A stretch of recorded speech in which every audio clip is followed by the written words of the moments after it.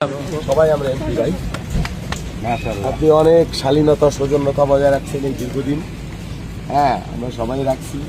নির্বাচন হওয়ার হয়ে গেছে, আমরা সকলে মিলে আমরা ইনশাল্লাহ শান্তিপূর্ণ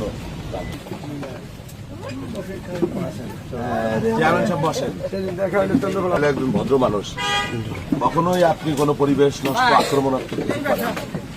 আমি খেলি কোথেকে কি আইসে একটা পরিবেশটা শেষের দিকে আইসে একটা খোলাটে করে দিই। যাই হোক,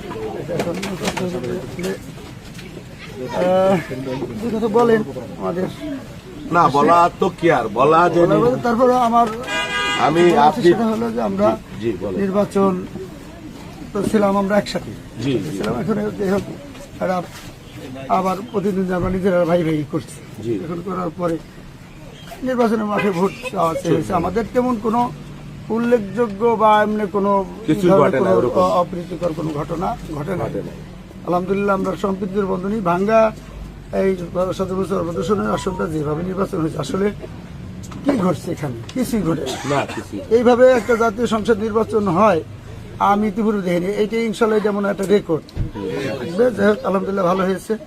এই জন্য আমাদের নেতা কর্মীরাও তো ভোট চাইছে, তারাও মাঠে ছিল।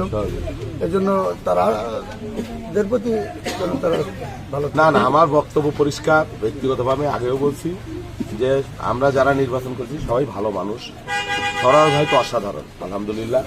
ওনার প্রতি আমার কৃতজ্ঞতা। উনি ওনার প্রচারণার সময় কখনো কোনো আক্রমণাত্মক কোনো কিছু আমি খাই না ওনার কাছ থেকে। এবং আমাদের নেতাকর্মীদের মধ্যে এরকম কোনো পরিবেশ কখনো ঘটে নাই। এবং শান্তিপূর্ণভাবে সুন্দরভাবে এত বড় একটা নির্বাচন, এত বড় এলাকা আমরা কোন রকম সংঘাত সহিংসতার সাথে করতে পারলাম, এটা তো আল্লাহর কাছে মানে শুকরিয়া, তাই না? তো যাই হোক, নির্বাচনের তো জয় পরাজয় এটা অংশ।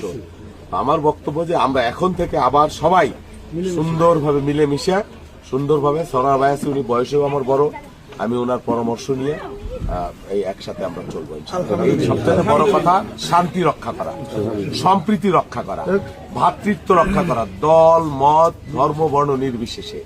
এটাই হলো আমাদের সর্বোচ্চ অগ্রাধিকার, ভ্রাতৃত্ব সম্প্রীতি। এটা তৈরি করবো আমরা। এবং বাকি যেটা সরকারের পরবর্তী যে সেটা সবকিছুতেই আমি সরার ভাইকে আমি রেসপেক্ট করি এবং আমি ওনাকে আমি সাথে নিয়ে চলবো। আমার